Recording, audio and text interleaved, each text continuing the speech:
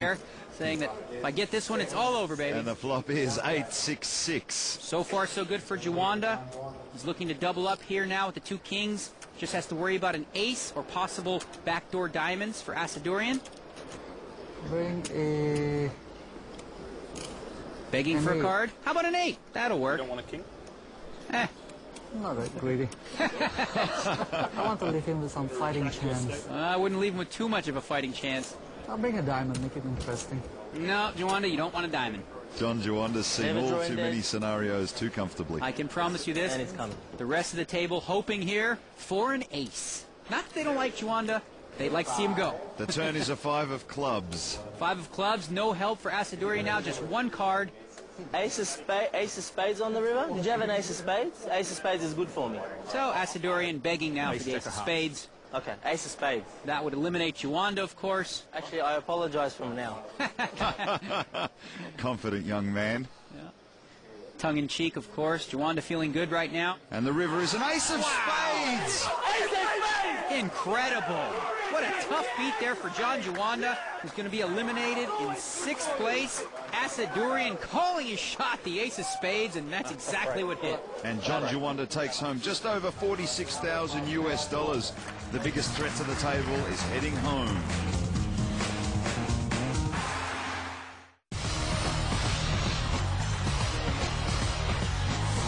Welcome back to Macau and the PokerStars.net Asia Pacific Poker Tour. Our final table is down to just 5 players. Who will be the champion of the most prestigious tournament ever held in Asia? Let's get the cards back in the air. Thank you, Erin, and we are ready to get back to the action. So far, Asadurian is having a good run at this table, unlike his friend Emad, who is tumbling as he has done at previous final tables. Action is now on Emad with a 6 offsuit. Once again, another ace rag hand. That's what we call an ace in a smaller card that's unsuited. Ace rag, and he's going to raise it. Makes it 12,000 to go. Over to Eric Asadurian with 10-7 offsuit. Hey, that's my favorite hand. It's a garbage hand, I know, but I like playing 10-7. Well, he is calling with it. Good on you, mate. And the two Aussies to the flop again. The flop is a 9-7-6 flop. Well, that's an interesting flop. You see Asadurian there with middle pair and a straight draw. Tattoo, flop bottom pair. He's got a pair of 6s and an ace kicker. Asadurian checks. Playing it careful or possibly going for the check raise. Tattoo with bottom pair checks. And he does too. So we go to the turn. It is a queen of spades now. Action's going to be on Asadurian. Nothing changes with that card. He checks. And Tattoo checks. Both players not liking that queen very much. Of course, Tattoo just finally hoping to break through and win that title. Playing this hand very carefully right now, not to go broke. And the river is a 7 of hearts. Wow, big card there for Asadurian. Makes 3 7s on the end. It's about 28,500 in this pot right now. And Asadurian bets 25,000 and insta-call. Incredible. That was a fast call there by Tattoo on the river. Felt like his 2 6s were good, played it slow. Asadurian with a good size value bet, forcing Tattoo to pay him off. Eric Asadurian again wins another hand at the expense of Tattoo. You chip leader. Not yet, mate, not yet. Not yet? Frustration on the face of Tattoo there. 10-7, huh? Guaranteed. What's wrong with 10-7? Yeah, it is. I've got to compete with guys who defend their blind with 10-7 off. I don't get it. I like defending against superstars. They got to get you like one of those Superman masks, you know? Nice man. 10-7. Guaranteed. Always the hero, remember? That's me. Well, these two again trading compliments with one another. And being from the same poker circle, they bring a definite energy with them to the table. I met Eric a couple of years ago now. He's from Sydney, I'm from Melbourne. There's a rivalry there already. I'm going to give you the bad beat. Huh? We enjoy each other's company. We have good fun together. We have a good laugh. You're not going to get involved in this, hey? Come on. Especially after that flop. We both like to talk it up. I'm known to be the luckiest man in Australia. Pretty cocky and arrogant. Bloody donkey. That's Tango. I'm pretty sure I'm a better trash talker. When are you ever going to fall there? I've got a thick skin, so there's nothing you can say that would upset me. Lester Saurian. You like that one? Are you serious? Don't get heroic if you want to stay alive. I just let him do the talking and take his money whenever I can. Shut up, all of you! It's going to get loud. It's going to get very, very loud. You know, I used to like Tattoo until he started trashing my favorite hand, 10-7. Go Asadurian! Go Sydney! Well, he is in command at this table so far.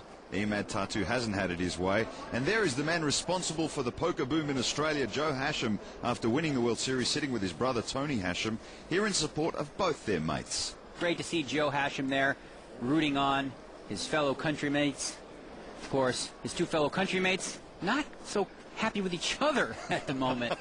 Well, action is on Emad Tattoo. He's got ace deuce of spades and the blinds are 2 and 4,000, and he raises to 12,000. Once again, ace rag. This time it's suited.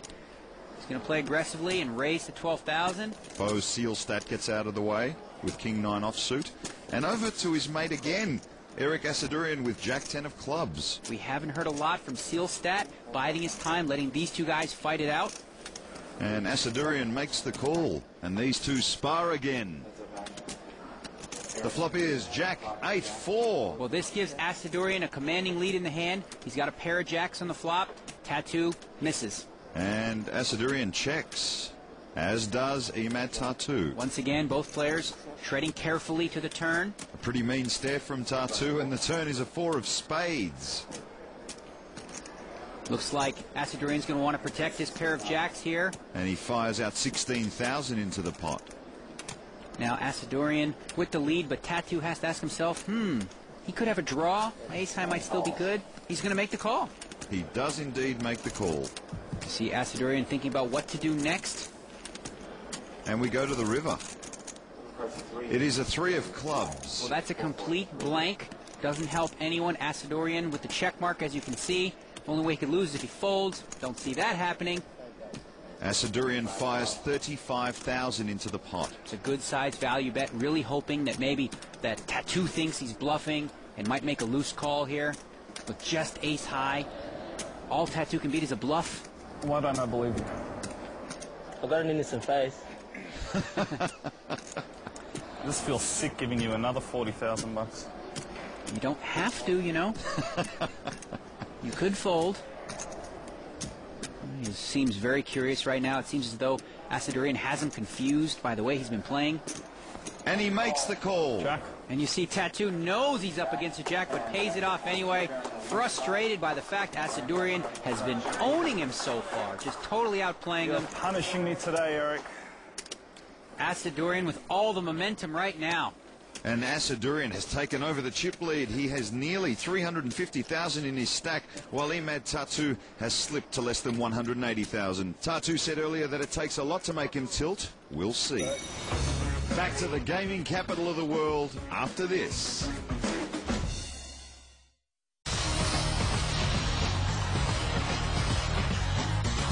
Welcome back to Macau, China, the gaming capital of the world. 5 players remain at this high roller final table. Eric Asadurian has taken over the chip lead from Emad Tattoo, who has been on a downward spiral all day. Yeah, but nobody in worse shape than David Steike on the short stack. And we mentioned before that Steike is quite new to the game, but if you look at his hat, it says impossible is a word only to be found in the dictionary of fools. He makes a poker statement with fashion. Fashion and poker is the subject of this edition of Offsuit. Poker fashion, well,